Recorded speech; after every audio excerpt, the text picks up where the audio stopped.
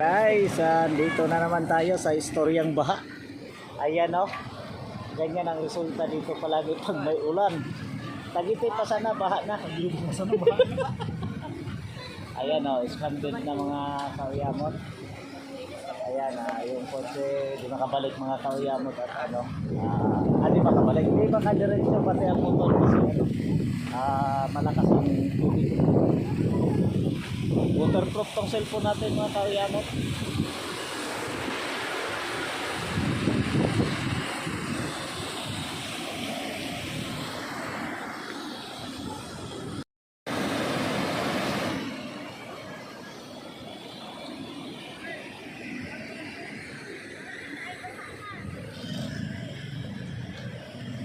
Ayan.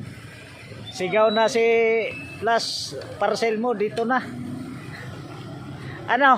Isigaw na natin, parcel niya nandito na. Paano ka? Pati nga palaka, di makatawid. Kita mo yan, pati ang palaka. Di yan makatawid kasi baha.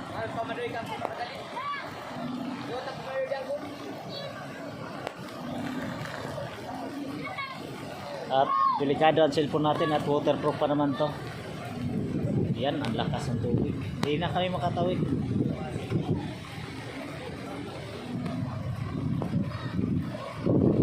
Tago tayo, makisilong tayo.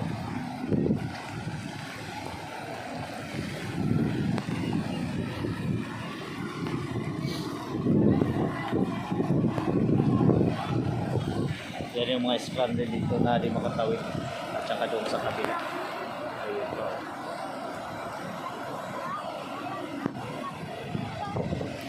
Careful, pag ipilit mo dyan, mahulog ka dyan, diretso ka doon sa dagat.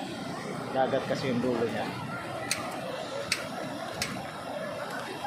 So nakayamot at medyo basa na talaga ang cellphone. Ayan mga kauyamot, ipinilit nilang tumawid kahit sobrang lakas. Pwede namang maghintay.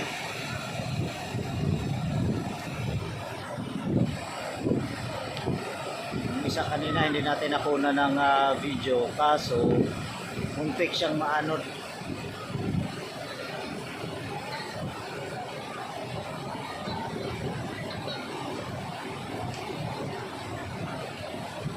Yan, nasurvive na, lumampas sa gitna.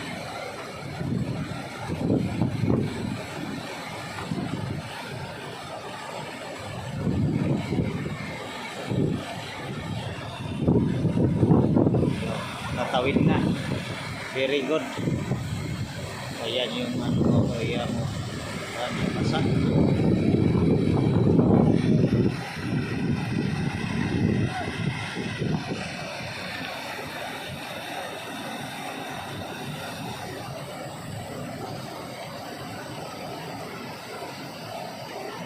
Right mga kauyamot, yan yung mga kaganapan. Di gano'n natin makita yung baha na nakisilong tayo dito sa loob ng tricycle.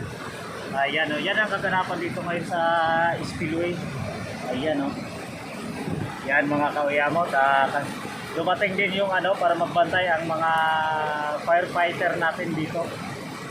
Nandyan sila maraming stranded, kabilaan yan doon. Saka doon sa kabila. Yan, maraming stranded. Hanggang ngayon, kanina pa ito mga kauyamot, mga around 5. Nagsimula itong ano dito, baha. Ayan, madilim. Nagtago tayo at nabasa yung cellphone. Ayan yung bagsak ng tubig, parang kumukulo.